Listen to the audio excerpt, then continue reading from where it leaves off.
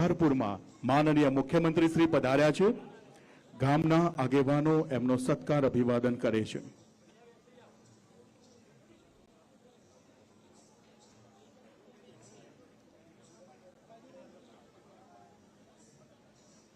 ખૂબ ધન્યવાદ, ખૂબ ખૂબ આભાર। માનનીય મુખ્યમંત્રી શ્રી અમારું સ્વાગત સ્વીકાર્યું છે। મેમેન્ટો અને શોલ ગામના અગ્રણી એમને અર્પણ કરી રહ્યા છે। ખૂબ આભાર અને સૌ મંચસ્થ મહાનુભાવોનું પણ આ ક્ષણે સ્વાગત અભિવાદન કરીએ છીએ। અને હવે હું વિનંતી કરું છું।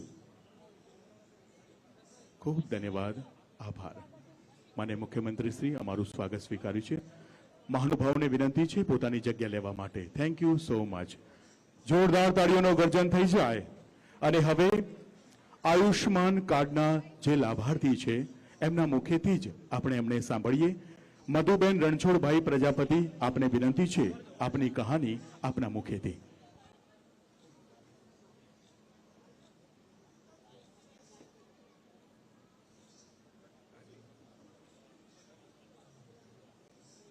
जय स्वामिनारायण भगवान की जय। मारू नाम मधुबेन प्रजापति से। હું લવાપર ગામની વતી છું। 65 વર્ષની મારી ઉંમર છે। મને ઘૂંટણની બહુ તકલીફ હતી તે હું દવાખાનામાં બતાવી। દવાખાનામાં મને 4 લાખની પ્લે કર્યાથી એટલી પરિસ્થિતિ નથી। આરોગ્ય ખાતાના કર્મચારીઓએ મને આવીને મને સલાહ આપી। મેં આયુષ્માન કાર્ડ કરાવ્યું। એમાંથી મને ઘૂંટણનું ઓપરેશન કરાવ્યું। મને ઓપરેશન બહુ સખત જયું છે। ગુજરાત રાજ્યના નરેન્દ્ર મોદી સાહેબના પ્રતાપે, રાજ્ય સાહેબના પ્રતાપે મને બધારે ઘણું આરામ છે। ખૂબ હું ચાલી શકું છું। અને નરેન્દ્ર સાહેબના યોજનાથી મને બધી બહેનોને ગરીબને બધે સહાય મળી છે। આવી સહાય બધાને મળતો છે। જય ગુજરાત। ખૂબ ખૂબ આભાર મધુબેન રણછોડભાઈ પ્રજાપતિ। આયુષ્માન કાર્ડમાં આપે સરકારશ્રીની યોજનાનો લાભ લીધો અને હવે પ્રતિકાત્મક લાભાર્થીને મંચ ઉપર આમંત્રિત કરીએ। સૌપ્રથમ આ ગામના રમતવીરોને આપણે બધા સન્માનિત કરીએ। માનનીય મુખ્યમંત્રી શ્રી આપણે વિનંતી કરીએ આ રમતવીરોનું આપ સન્માન કરશો। પટેલ હર્ષિલ જીતેન્દ્રભાઈ નેશનલ કક્ષાએ લવારપુર ગામનું ગૌરવ વધાર્યું છે ત્યારે જોરદાર તાળીઓનો ગર્જન થઈ જાય। પ્રજાપતિ રવિ ભૂપેન્દ્રભાઈ આ નેશનલ ટીમ કબડ્ડી ખાતે એમણે આપણા સૌનું અને ગુજરાતનું ગૌરવ વધાર્યું છે। રવિ ભૂપેન્દ્રભાઈ પ્રજાપતિ આપને પણ વિનંતી મંચ પર આવશો। અને વિશ્વની સૌથી મોટી યોજના એટલે પ્રધાનમંત્રી જન આરોગ્ય યોજના એના લાભાર્થીમાં રબારી કાનજીભાઈ માલાભાઈ આપને વિનંતી કરું છું મંચ પર આવીને માનનીય મુખ્યમંત્રી શ્રીના વરદ હસ્તે આ કાર્ડનો સ્વીકાર કરશો। પ્રધાનમંત્રી જન આરોગ્ય યોજનાના લાભાર્થી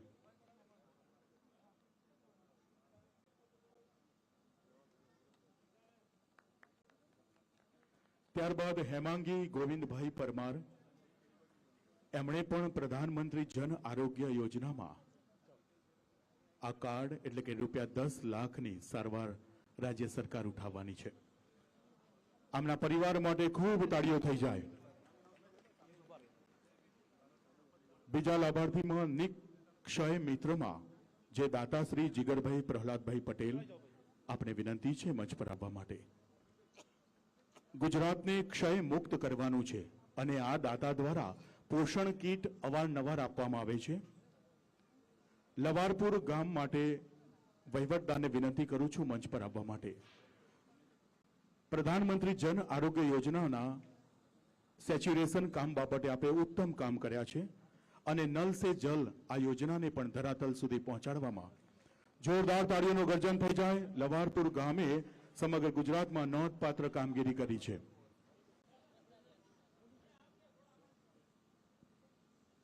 ખૂબ ધન્યવાદ।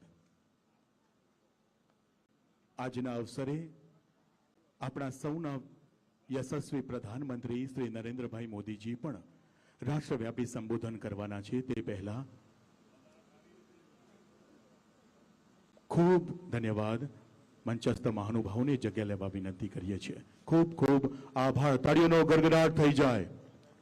લગભગ 2 દાયકા પહેલા શરૂ થયેલો વિકાસ અને વિશ્વાસની યાત્રા આજે ગામે ગામ પોતાના ઓજસ પાથરી રહી છે અને આજે દેશવાસીઓને નરેન્દ્રભાઈ એમની સાથે કદમના કદમ મિલાવીને આગળ વધી રહી છે ત્યારે લવારપુર ગામે માનનીય મુખ્યમંત્રીશ્રીની ઉપસ્થિતિમાં વિકસિત ભારત સંકલ્પ યાત્રાનો વિધિવત શુભારંભ થયો છે।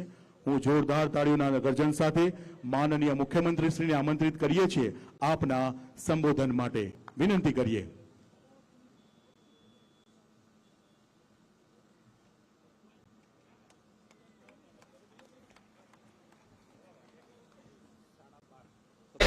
સુરતના આદરણીય મેયર શ્રી દક્ષેશભાઈ, રાજ્ય કક્ષાના મંત્રી શ્રી આદરણીય શ્રી પ્રફુલભાઈ અંતરિયા, સુરતના સ્ટેન્ડિંગ કમિટી ચેરમેન શ્રી રાજનભાઈ, નેતા શ્રી શશીબેન, આદરણીય કમિશનર શ્રી, આદરણીય સુરત શહેર ભારતીય જનતા પાર્ટીના પ્રમુખ શ્રી, મહામંત્રીશ્રીઓ, પૂર્વ ધારાસભ્ય શ્રી વીડી ઝાલાવાડિયા, કોર્પોરેટરશ્રીઓ, ચેરમેનશ્રીઓ અને અહીં આજના કાર્યક્રમમાં પધારેલા સૌ આગેવાન ભાઈઓ બહેનો અને લાભાર્થી ભાઈ બહેનો, આજના આ કાર્યક્રમની એક વિશેષતા છે। વિશેષતા એટલા માટે છે કે આજ દિન સુધી કોઈ સરકાર દ્વારા કોઈ કાર્યક્રમ કે કોઈ યોजना બની હોય તો એની માહિતી નીચે સુધી પહોંચતી નહોતી, લાભાર્થીને તો ખબર પડતી નહોતી ને લાભાર્થીને જો લાભ જોઈતો હોય તો વચેટિયા વગર ત્યાં સુધી પહોંચી શકતા નથી અને વચેટિયાને જ્યાં સુધી પોતાનો ભાગ ના મળે ત્યાં સુધી લાભાર્થીને લાભ મળતો નહોતો।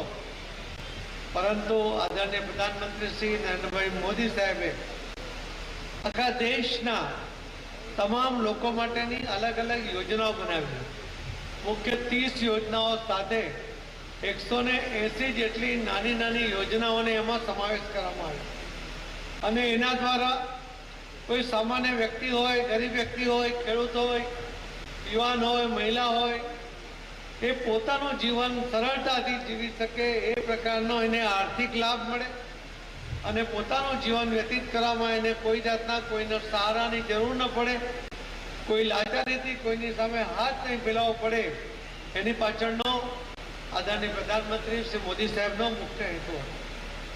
અને એટલા જ માટે મોદી સાહેબે જે વાત કરી કે મોદીની ગેરંટી, આ દેશની અંદર રાજકારણીઓ પર લોકો ઓછો ભરોસો કરે છે કારણ કે રાજકારણીઓએ આપેલા વચનો પૂરા કરતા નથી। ભારતીય જનતા પાર્ટીના નેતા, દેશના આપણા વડાપ્રધાન નરેન્દ્રભાઈ મોદી સાહેબે આ અવિશ્વસનીયતાને વિશ્વસનીયતામાં ફેરવી છે કે જે વચનો આપ્યા મેનિફેસ્ટોની અંદર આજ દિન સુધી એ દરેકે દરેક વચનો એ પૂર્ણ કરતા ગયા। એક એક વચન એ રામ મંદિરનો હોઈ શકે, એ જમ્મુ કાશ્મીરનો 377નો હોઈ શકે, 370નો હોઈ શકે, 35 કલમ રદ કરવાનો હોય તો એનો હોઈ શકે, પરંતુ આ દરેક પ્રકારના વચનોને દૂર કરવાની સાથે સાથે સર્વાંગી વિકાસની વ્યાખ્યા શું છે એની પણ વાત એમણે આ દેશના લોકોને સમજાવી અને એનો લાભ નીચે સુધી પહોંચે, લાભાર્થી સુધી પહોંચે, 100% લોકો સુધી પહોંચે એના માટેના સફળ પ્રયત્ન એ પણ આદરણીય પ્રધાનમંત્રી શ્રી મોદી સાહેબે કર્યા છે। અમને બધાને મળવાપાત્ર સરકારી લાભ જે છે એ તમારા ગામ સુધી, તમારા ઘરે સુધી સરકાર પહોંચે અને જેને મળવાપાત્ર જે યોજનાનો લાભ મળવાપાત્ર હોય એ તમને મળે એના માટેનો હર હંમેશ પ્રયત્ન કર્યો છે। અને અત્યારે તો આખા દેશમાં આ યાત્રા ચાલુ કરી છે, આખા દેશમાં દરેકે દરેક ગામ જવાની છે। આજે સેવા સુશાસન આપણે કહીએ પણ સેવા અને સુશાસન એ માન્ય નરેન્દ્રભાઈએ બંને સાથે, જેને સેવાનો ભાવ છે એને સુશાસન આપવું જ પડે અને એ સુશાસન એટલે શું તો કે ભાઈ દરેક ક્ષણ આપણે ગુજરાતમાં બધાએ જોયું છે, અહીંયા તમે કદાચ ગાંધીનગરથી નજીક છો એટલે તમને કદાચ ઓછી તકલીફ પડતી હોય ક્યાંક ને ક્યાંક, પણ જે ગામમાં પાણી માટેની મુશ્કેલીઓ જેણે જોઈ હોય, જેણે વીજળી માટેની મુશ્કેલી જોઈ હોય, જેણે રસ્તાની મુશ્કેલી જોઈ હોય, એ બધાને ખબર છે કે ગુજરાતની પરિસ્થિતિ કેવી હતી ને કેવા સંજોગોમાં માન્ય નરેન્દ્રભાઈ અહીંયા આગળ એ વખતે મુખ્યમંત્રી બન્યા અને પછી હર હંમેશ એમણે નાનો વિચાર નથી કર્યો. એમ જે પણ યોજના બનાવી તો માસ સ્કેલમાં બધાને અસર કરતા લોકો માટે બનાવી છે કે ભાઈ ચાલો એકલું અમદાવાદ કે અમદાવાદની નજીકના ગામો, અવડા વિસ્તાર, ગુડા વિસ્તાર એટલાનું ડેવલપમેન્ટ કરી દઈએ, એટલામાં વ્યવસ્થા પહોંચાડી દઈએ, એવું નહીં, આખા ગુજરાતમાં એમણે પહોંચાડી. અરજી કરે, નાયબ મામલતદારને અરજી કરીને કે સાહેબશ્રી મને મુશ્કેલી છે, મને તમે મદદ કરો, આ યોજનાનો લાભ આપો એવી વિનંતી કરું છું. હવે લાચાર થઈને પત્ર લખવો પડે એવી સ્થિતિ ના હોય. જો જગતના તાતને આપણે તાત કહેતા હોઈએ તો એને સન્માન પણ મળવું જોઈએ. એટલા જ માટે મોદી સાહેબે જે ખેડૂતો માટેની યોજના કરી એમાં એને કોઈ અરજી કરવાની જરૂર નથી. એને ક્યારેય કોઈને સાહેબશ્રી મને મદદ કરો પત્ર લખવાની જરૂર નથી. એનું 7/12 નામ છે, સીધું એના ખાતાની અંદર 3 હપ્તામાં 2000 એટલે 6000 રૂપિયા એના ખાતામાં જમા થઈ જાય છે. જ્યારે એને ખેતર તૈયાર કરવું છે તે વખતે એને મજૂરીના પૈસાની જરૂર છે તો 2000 રૂપિયા મળી જાય છે. જ્યારે એને રોપણી કરવી છે, બિયારણ જોઈએ છે, ખાતર લેવું છે ત્યારે બીજા 2000 રૂપિયાના ખાતામાં સમયસર જમા થઈ જાય છે. જ્યારે એને પાકની લણણી કરવી છે ત્યારે લણવા માટે મજૂરોની જરૂર છે ત્યારે પણ એને બીજા 2000 રૂપિયા મળી જાય છે. આ પ્રમાણે સીધા કોઈ પણ વચેટિયા વગર, કોઈ પણ દલાલ વગર, કોઈ પણ અરજી કર્યા વગર જો આ ખેડૂતોને કોઈએ લાભ અપાયો એ નરેન્દ્રભાઈ મોદી સાહેબ અપાવ્યો. ગરીબો માટેની પણ અનેક યોજના બનાવી. ગરીબોની વ્યાખ્યામાં પણ મોદી સાહેબે કહ્યું કે આદિવાસી પણ એ ગરીબ છે, દલિત સમાજના કોઈ વ્યક્તિ હોય તે પણ ગરીબ છે. આર્થિક રીતે ગરીબ હોય એ કોઈ પણ સમાજનો હોય પણ એ ગરીબ છે અને ગરીબીની રેખામાંથી ઉપર લઈ જવા માટેનો સફળ પ્રયત્ન જો કોઈએ કર્યા તે મોદી સરકારે કર્યા છે. આજે દેશના લોકોને એમ લાગે છે કે જે કોઈ કોંગ્રેસને એક સૂત્ર આપ્યું હતું કે ગરીબી હટાવો, ગરીબી તો હટી નહીં પણ ગરીબો હટી ગયા, ગરીબોની સંખ્યા વધતી ગઈ. પરંતુ આજે ગરીબોની સંખ્યા એ ઓછી થતી જાય છે. એમને એમના અધિકાર પ્રાપ્ત થાય છે. એના કારણે પોતાનું જીવન લાચારી વગર જીવી શકે એ પ્રકારની પરિસ્થિતિ એ મોદી સાહેબે નિર્માણ કરી છે. એના ઘરનો કોઈ વ્યક્તિ એ કમાવાને લાયક હોય ને ટેલેન્ટ હોય એ પ્રમાણે એને એનો લાભ મળે એના માટેની પણ યોજના એ મોદી સાહેબે બનાવી છે. આજે ગરીબોને એમ લાગે છે કે કોઈ અમને કોઈ મદદ કરે છે અથવા આગળ પણ મદદ કરશે તો એ ફક્ત મોદી સાહેબ કરશે. એટલા જ માટે મોદીની ગેરંટીમાં આ દેશના ગરીબોને પણ એક વિશ્વાસ આવ્યો છે. એટલા જ માટે એમની પર વિશ્વાસ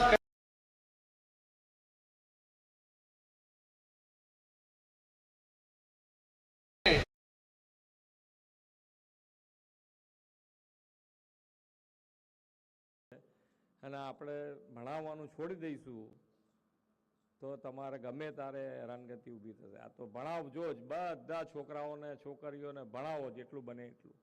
કોઈ પણ સમાજ હોય એ બધા સમાજ આગળ વધવા માટે ભણતર જરૂરી છે.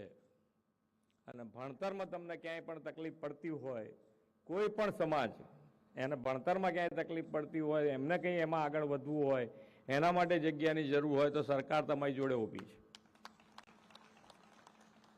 એટલે ખૂબ સારી રીતે આપણે બધા વાઇબ્રન્ટ ગુજરાત, ખબર છે ને વાઇબ્રન્ટ?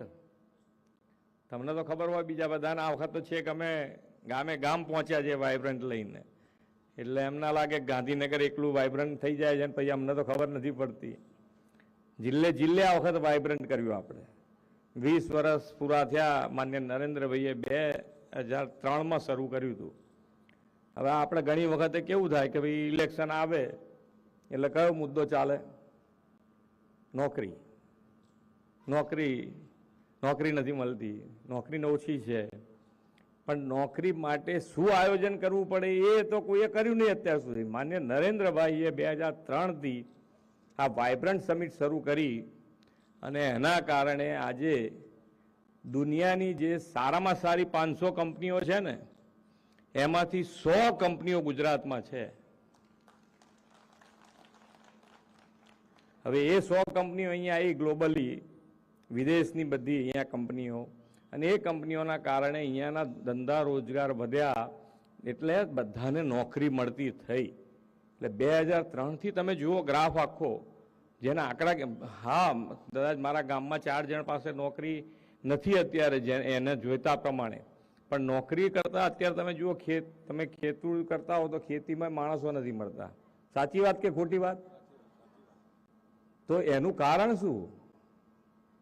એ તો આપણા મગજમાં આવવું જોઈએ ને, કે ભાઈ આપણે ઇલેક્શન વખતે પછી ક્યાંક ને ક્યાંક આ મારી જોડે ના બનતું હોય એટલે પછી વિરોધમાં સામે કોકની જોડે બની જાય એવું થાય. એટલે આ જે બનાવ્યું છે યોજનાબદ્ધ રીતે આગળ વધ્યા છે. માન્ય આજે 2003 જ્યારે એમણે શરૂ કર્યું હશે વાઇબ્રન્ટ, આજે અમારે તો તૈયાર છે, એમનો પથ બનાવેલો તૈયાર છે, એની ઉપર અમે તો આગળ દોડીએ છીએ.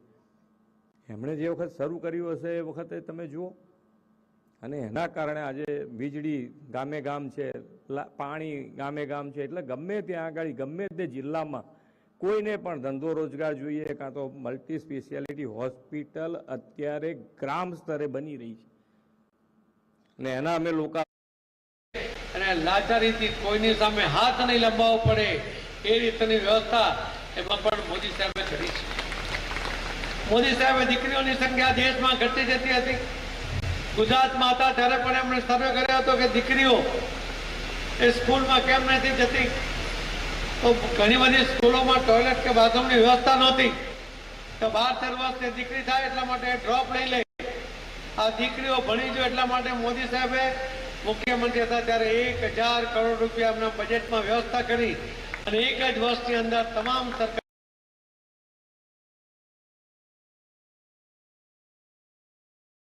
સ્કૂલોની અંદર ટોયલેટની વ્યવસ્થા કરી. એના કારણે આજે રેશિયો પણ ઘટ્યો છે.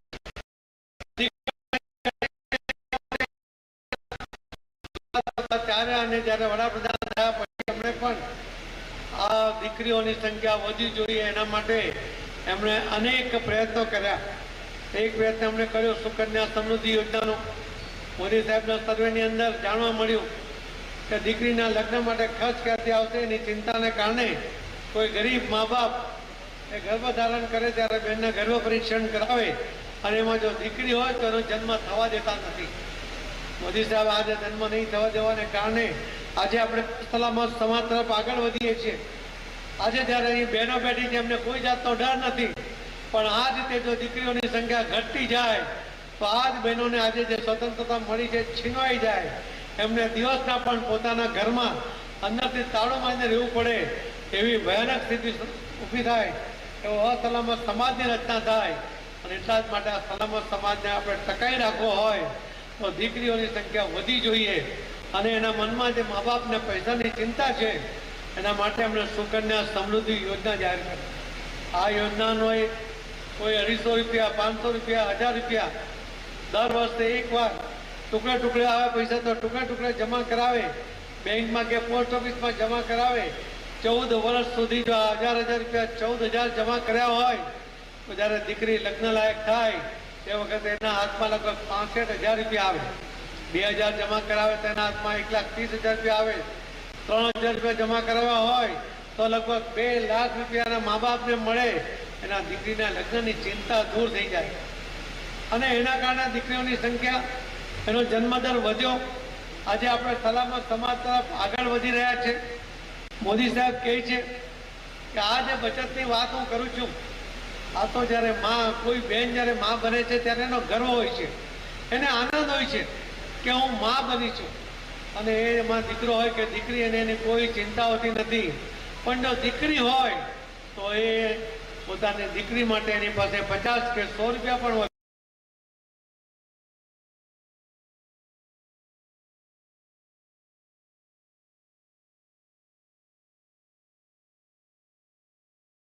આવે તો એની 4 ગણી કરીને કબાટમાં સંતાડી દે છે, અનાજના ડબ્બામાં થાય. કે માં જ્યારે બચત કરે છે, કોઈક વાર એ પૈસા ચોરાઈ જવાની શક્યતા છે, કોઈ વાર એ પૈસા વપરાઈ જવાની શક્યતા છે, પણ એ ન ચોરાય કે ન વપરાય તો પણ એ પૈસા વધતા નથી.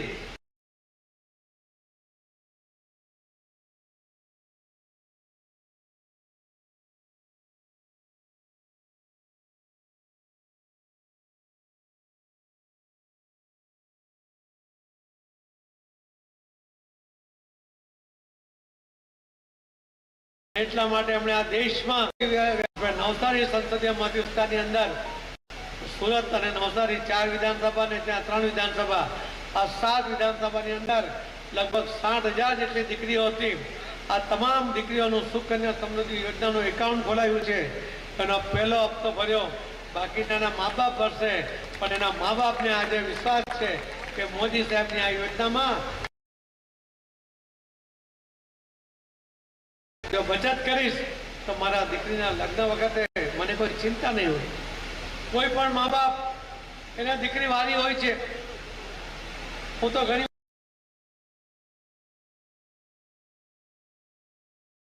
કહું છું કે કોઈ દીકરો એના પિતાને સારું લાગે છે કે મારો દીકરો જો મારા માટે પાણીનો ગ્લાસ લઈને આવ્યો, પણ તે સમયે જો એની 3 વર્ષની દીકરી પાણીનો ગ્લાસ છલકાતો લઈને આવે તો એ દીકરાએ આપેલા પાણી કરતા દીકરી આપેલું પાણી વધારે મીઠું હોય છે. આવા નિસ્વાર્થ ભાવે પ્રેમ કરાવવાની દીકરીનો આ જન્મ થવો જોઈએ એવું દરેક મા બાપ ઈચ્છતા હોય. પણ એને લાચારી ના આવે, પૈસાની લાચારી નહીં આવે. અને એટલા જ માટે આવી યોજનાઓ દ્વારા મોદી સાહેબ એક સમતોલ સમાજની એ વ્યવસ્થા કરી છે. એટલે જ મોદી સાહેબ કહે છે કે મોદીની ગેરંટી છે. આ દેશને સુરક્ષિત આજે આપણને લાગે છે તો એ મોદીને કારણે લાગે છે. આ દેશના યુવાનોને લાગે છે કે આ દેશ રહેવા લાયક છે એટલે મોદી કહે છે. એટલા માટે અમને વિશ્વાસ છે અને અહીંયા અમને તક મળશે એવો પણ વિશ્વાસ છે. આજ મોદી સાહેબ ઉપર આજે જ્યારે એક આહ્વાન કરે છે ત્યારે એમને જે સફળતા મળે છે, જે એમને એમના એક શબ્દને માટે લોકો જે રીતે રિસ્પોન્સ આપે છે એ પણ જબરજસ્ત છે. લાલ કિલ્લા ઉપરથી એમણે કહ્યું હતું કે જે પૈસાદાર લોકો છે એ ગેસની સબસિડી છોડી દે, એના કારણે અમે વધુ ગરીબ લોકોને આ ગેસનું કનેક્શન આપી દીધું. આ દેશના 1.25 કરોડ લોકોએ સાહેબના એક આહ્વાનને કારણે પોતાની સબસિડી છોડી દીધી હતી. એવો આ દેશ છે, એવા દેશના લોકો છે, એવા આપણા દેશના વડાપ્રધાન છે. અને એટલે મિત્રો જે આદરણીય પ્રધાનમંત્રી નરેન્દ્ર મોદી સાહેબ અલગ અલગ યોજનાઓ દ્વારા લોકો સુધી પહોંચવાનો પ્રયત્ન કરે છે, એમને લાભ આપવાનો પ્રયત્ન કરે છે, એમાં આપણે પણ માધ્યમ બનવું જોઈએ. સુરત મહાનગરપાલિકાએ તો સ્વનિધિ યોજનામાં સુરતના જે લારીવાળા છે એમને 10,000 સમયસર ભરે તો 20,000, 20,000 સમયસર ભરે તો 30,000 આવી સ્વનિધિ યોજના દ્વારા અનેક લોકોને લારીવાળાને પૈસા અપાવે છે. આ લારીવાળા રોજના એક દિવસના 10% વ્યાજ આપતા હતા. એ જો 1,000 રૂપિયા વ્યાજે લે તો 100 રૂપિયા પહેલા કાપી લેતા હતા, એ પણ સાંજે જમા કરાવી દેવાના. હવે પઠાણી વ્યાજમાંથી જો કોઈએ બચાવ્યા હોય તો આ ગરીબ લારીવાળાને નરેન્દ્ર મોદી સાહેબે બચાવ્યા છે. જે વિશ્વકર્મા કે જેની અંદર મોદી સાહેબ કહે છે કે દરેક ઘરનો જે વ્યક્તિ છે કે બહેનને પૂછો કે એને કોઈ એક સોની ઉપર વિશ્વાસ છે કે મારો સોની આ જ વ્યક્તિ છે, ક્યારે એ ચોરી નહીં કરે, મારો દાગીનો એ સારો બનાવે, સારી ડિઝાઇન બનાવે, એવો જે વિશ્વાસ છે. દરેક ફેમિલીમાં એક ફેમિલી ડૉક્ટર છે, ગામની અંદર દરેક પાસે એક સુથાર છે, દરેક ઘરનો એક લોહાર છે. આ રીતે આપણે દરેક સમાજ સાથે જોડાયેલા છે અને આવા સમાજના ઉત્કર્ષ માટે ક્યારે બેંકે હાથ નહીં લંબાવ્યો. એમને જ્યારે કોઈ જરૂર હતી ત્યારે એમને કોઈ મદદ કરતો નહોતો. બેંકોના દરવાજા એમના માટે બંધ હતા. આ વિશ્વકર્મા જે અલગ અલગ એમની પાસે હુનર છે એવા લોકોને પણ લોન માટે, એ પણ ઓછા વ્યાજની લોન અપાવવા માટે, ગેરંટી વગરની લોન અપાવવા માટે મોદી સાહેબે વિશ્વકર્મા લોન યોજના બનાવી કે જેને આપણે તો કલ્પના નથી કરી, વિશ્વકર્મા સમાજે ક્યારેય માંગણી નથી કરી. પણ મોદી સાહેબને ખબર છે કે આ લોકોને એમનું જો જીવન ધોરણ સારું કરવું હોય, ઊંચું લાવવું હોય તો આ યોજનાની એમને જરૂર છે. આવા દરેક લોકોને યાદ કરીને મોદી સાહેબે અનેક યોજનાઓ બનાવી છે. આજે પણ આપણે આ કેમ્પ દ્વારા પણ અનેક લોકો જે યોજનાનો લાભ લેવામાં બાકી હશે તેવાના ફોર્મ ભરાવીને એમને આ યોજનાનો લાભ મળે એવા આપણે બધા પ્રયત્ન કરીશું. આપ બધાની હાજરી તે કદાચ આપ કોઈ લાભાર્થી નથી, ઘણા બધામાં લાભાર્થી નહીં હશે, પણ એ લાભાર્થી નહીં હોવા છતાં આપ જે રીતે આવા કાર્યક્રમને પ્રોત્સાહિત કરીને જે લાભાર્થી વ્યક્તિઓ છે એમને શોધીને લાભ અપાવવાનો પ્રયત્ન કરો છો, એના કારણે આ દેશ આગળ વધે છે. આપણું ગુજરાત આગળ વધે છે, આપણું સુરત આગળ વધે છે. આપણે દરેકને સમૃદ્ધ કરવાની જવાબદારી જ્યારે આપણી છે અને સરકાર અને મોદીજી આટલી યોજનાઓ દ્વારા દરેકને લાભ પહોંચાડવા માટે તત્પર છે, ત્યારે આવો આપણે સાથે મળીને આ યજ્ઞમાં આહુતિ આપીએ, આપણે લાભાર્થીઓ સુધી લાભ પહોંચે એના માટેના સંનિષ્ઠ પ્રયત્ન કરીએ. એ જ વાત સાથે મારી વાતને વિરામ આપું છું. જય જય ગરી ગુજરાત. ભારત માતા કી જય. ભારત માતા કી જય. સાહેબ શ્રી આપનો ખૂબ ખૂબ આભાર. આપશ્રીએ લાગણીસભર શબ્દોની અભિવ્યક્તિ કરી એ માટે. અત્રે પધારેલા માનનીય શ્રી મુકેશભાઈ દલાલ, આપશ્રીને આવકારીશું. આપના આગમનને આ પુષ્પવડી અત્યારે આ બેન મંચ પર આવી અને આવકારી રહ્યા છે, અને સાથે જ ગીતાબેન સોલંકી, गार्डन समिति माननीय अध्यक्ष, आपको बड़ा स्वागत सम्मान प्रधानमंत्री मोदी के प्रति लोगों का ये प्यार ही है कि विकास रथ के नाम से शुरू की गई ये गाड़ियां माननीय प्रधानमंत्री श्री नरेंद्र भाई मोदी वाली साहब गाड़ी के नाम गेहूँ भी मिलते हैं, चावल भी मिलते हैं. पीएमजी घर मिला था, वो घर पा करके हम अच्छा लगा है, कोयल भी अच्छा लगा है. हम एक ठो खुशागार लेटिन मिला था, वो कायन भी मिला था. हम घर को बहुत खुशी है. हमको सरकार को धन्यवाद देता हूँ. मेरे स्वयं सहायता समूह का नाम संत सेवालाल महाराज संस्थान है. मैं यहाँ बतौर लिपिका काम करती हूँ. हमें अपना उद्योग शुरू करने के लिए 3 लाख की मदद सरकार से मिली. बड़ी संख्या में यात्रा से जुड़ते लोग और उनका उत्साह विकसित भारत के रोड मैप को सुदृढ़ कर रहा है. इस अटूट संकल्प की सिद्धि ही नए भारत की पहचान है.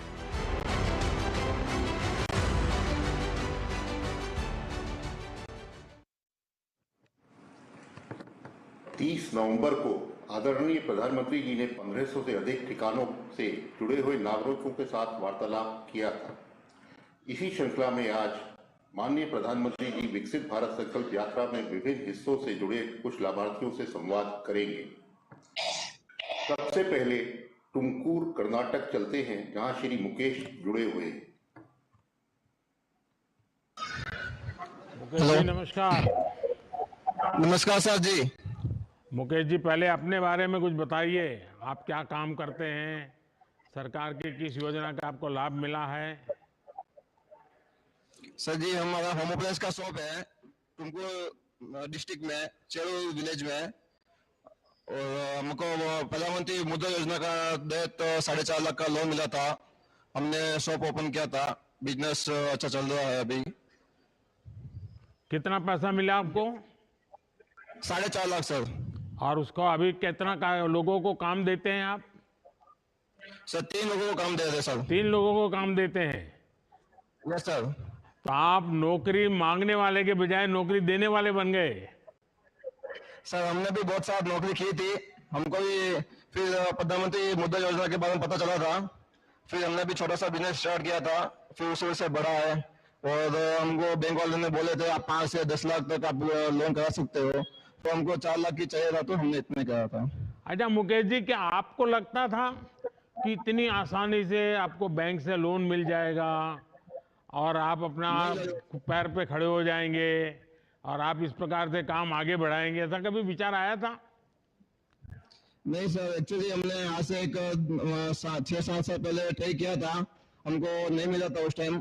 अभी आपका जो प्रधानमंत्री मुद्रा योजना का लाभ मिलने का बहुत अच्छा फायदा हुआ हमको. पहले हमने सोचा था 2-3 बार, तो हमको लोन नहीं मिला था. फिर आपका जो प्रधानमंत्री योजना से ऑटोमेटिकली बैंक वाले सोशल मीडिया में हमको पता लगा कि आप छोटे मोटे बिजनेस वाले को लोन दे रहे हैं, तो हमको लोन मिला था. वो आज हम अच्छा बिजनेस कर पाए हैं. अच्छा, आप अपना कारोबार यूपीआई से करते हैं कि कैश से लेते देते हैं? नहीं सर, हमारा यहाँ पे विलेज में तो 50-50 हो रहा है सर. तो यूपी में हो रहा है, तो कैश में भी हो रहा है. नहीं तो आप धीरे धीरे करके 100% यूपीआई पर जा सकते हैं. हाँ सर, पक्का जा सकते हैं सर. क्योंकि अब तो गांव के लोग भी यूपीआई उपयोग करते हैं. हाँ सर, 50-60% अभी यूपीआई चल रहा है सर. और 30-40% जो बुजुर्ग लोग हैं उनको मोबाइल चलाना नहीं आता है. जो विलेज में तो वो बुजुर्ग लोग ही हमारे कस्टमर ज्यादा है, तो उन्होंने कैश एंड कैरी में कर रहे हैं अभी तक. वो देखिए, यूपीआई करने से आपको फायदा ये है कि बैंक से भविष्य में बड़ा लोन लेना है तो तो रिकॉर्ड आपको बहुत काम आता है।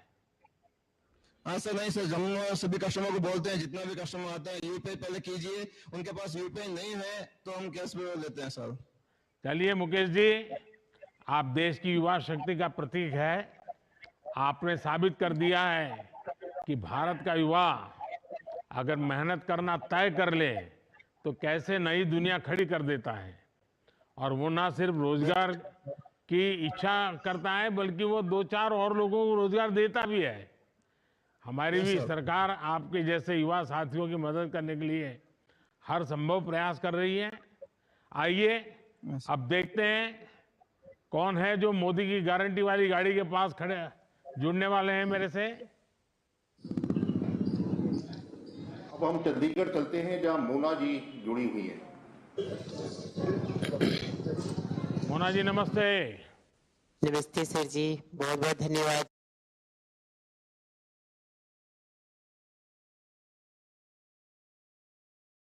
आप चंडीगढ़ में हैं, क्योंकि मैं भी पहले कभी चंडीगढ़ में रहता था लंबे अरसे तक।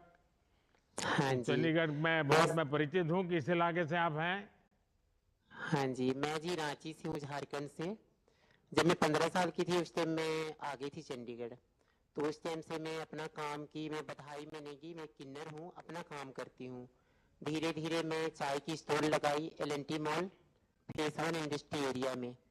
वहाँ मेरा काम बहुत अच्छा चलता है सर, चाय का काम है सर। अच्छा मोना जी, आपने बताया कि आप चाय की दुकान चलाती हैं। अब तो हाँ जी, मुझे जानना है कि क्या अनुभव आता है। चाय खुद बनाती हैं और वो भी लोग बनाने वाले आपके साथ हैं? नहीं सर, मैं अकेली अपना काम करती हूँ। 6 से 10। हाँ जी। कितने लोग दिन भर आते हैं? सुबह कितने बजे चालू कर देते हैं आप? सर 6 बजे आ जाती हूँ, शाम की 10 बजे जाती हूँ। अच्छा, हाँ और जी। स्वनिधि का आपको लाभ मिला? हाँ जी, बहुत लाभ मिला मुझे। वहाँ पे मुझे 10,000 की लोन प्राप्त हुई। जब मुझे पता लगा, लॉकडाउन के टाइम पे बहुत स्थिति मेरी खराब हो गई थी, कोई सपोर्ट में नहीं था। फिर मैं अकेली हो गई, मैं कि अब कहाँ से, अब कैसे दुकान करूँगी। फिर मुझे कारपोरेशन तरफ से फ़ोन आया कि मोना जी आपका लोन आया हुआ 10,000 का। मुझे बहुत खुशी हुई, मैं कि अब मैं खड़ी हो सकती हूँ। फिर 10,000 का लोन लेके मैं अपना दुकान चालू की। उसके बाद 20 का हुआ, उसके बाद अभी 50 का सर चल रहा है। मुझे बहुत खुशी हुई कि मैं अपना काम करने लगी, अपने पैरों में खड़ी हूँ। एक अच्छा, किन्नर मोना होके भी जी, अपना। आपके यहाँ जो लोग आते हैं वो यूपीआई से पैसे देते हैं कि कैश पैसों का कारोबार ज्यादा चलता है? नहीं सर, यूपीआई से ही है सर, पेटीएम का सिस्टम है सर मेरा ज़्यादा। तो आपका अगर यूपीआई से चलता होगा तो आपको और भी लोन मिल सकता है ज्यादा। क्या बैंक वालों हाँ ने जी। प्रयास किया आपको अधिक पैसे देने के लिए? हाँ जी, किए सर। तो अभी कितना मिला दूसरी बार आपको? दूसरी बार सर 20 मिला था, अभी मुझे 50 मिल रखा है सर, जो भी अच्छा, चल तो रहा है। आप तीसरे राउंड तक पहुंच गए हो। हाँ जी, तो थैंक आपने यू तो सर। बहुत सफलता से काम किया और आप तीसरे हाँ जी। राउंड पर पहुंच गई। तब तो ब्याज भी आपका हाँ 0 जी। हो गया होगा। हाँ जी, सब आपकी कृपया है सर। अच्छा, आप बताइए, जब आपकी दुकान पर इतने सारे हाँ जी। लोग आते हैं तो हाँ किन्नर जी। समाज के लोग आते होते, वो पैसे देकर के चाय लेते हैं कि वो तो नहीं आपको सर, वो भी दोस्ताना पैसे मोहब्बत देती ले हैं। रहे थे? नहीं सर, वो भी पैसे देती हैं। वो भी बहुत खुशी होती है कि मोना आप काम करियो, बहुत अच्छी बात है। हाँ जी। तो आप में से प्रेरणा लेकर के और हमारे किन्नर जो लोग हैं वो कोई हाँ से जी। रोजी रोटी कमाने की दिशा में आगे आए हैं क्या? हाँ जी, बहुत कोई आ गए हैं जी। अभी बहुत कोई L&T मॉल के अंदर ब्यूटी पार्लर का काम कर रही हैं जी। तो उनको भी हाँ स्वनिधि जी। का पैसा मिला है? नहीं जी, उनको तो नहीं मिला है, वो तो मॉल में जॉब करती हैं। अच्छा। बाकी हमारी 2 और हैं, विजेता जी है और एक डिम्पल जी हैं। वो भी अपना चाय का ही स्टॉल लगा रखे हैं, उनको भी मिला है जी। हाँ जी। तो मोना जी, आपकी पढ़ाई कितनी हुई? पढ़ाई सर 8वीं की हूँ। अच्छा, और मूल हाँ आप जी। झारखंड से हैं? हाँ जी सर, रांची। अच्छा, मोना जी, पिछले 9 वर्षों में हमारी सरकार ने हाँ सबका जी। साथ सबका विकास किया है। हाँ जी। हमारी हर उस वर्ग तक पहुंच रही है जो अब हाँ तक जी। हाशिए पर थे। हाँ जी आपके सर। काम और आत्मविश्वास ने एक बार फिर साबित किया है कि हाँ हमारे जी। प्रयास सही दिशा में हो रहे हैं। शायद आपको मालूम हाँ होगा हाँ कि जी। हम हाँ जी। लोगों ने जो आसाम का रेलवे स्टेशन है हाँ उस जी। रेलवे स्टेशन पे जितनी दुकानें हैं वो सारे जी। किन्नर समाज के लोग चलाते हैं। हाँ रेलवे जी ने उनको सर, दिया हाँ जी। है और उनका हाँ जी। कारोबार बहुत अच्छा चल रहा है। बहुत ज्यादा अच्छा। हाँ जी। चलिए मोना जी, आपसे बात करके बहुत अच्छा लगा। आपकी थैंक यू मेहनत और सर। आपने इसको आगे बढ़ाया और तीसरे हाँ राउंड जी। तक आपको लोन मिलना, 50,000 तक आप हाँ पहुंच जी। गए। बहुत बहुत बधाई है मेरी तरफ से आपको। हाँ आइए जी, आपको भी सर। अब मोदी की गारंटी वाली गाड़ी पे कहाँ जुड़ रहे हैं हम। अब हम जम्मू कश्मीर के शेखपुरा चलते हैं, जहां से नाजिया नजीर जी जुड़ी हुई हैं। नाजिया जी नमस्ते।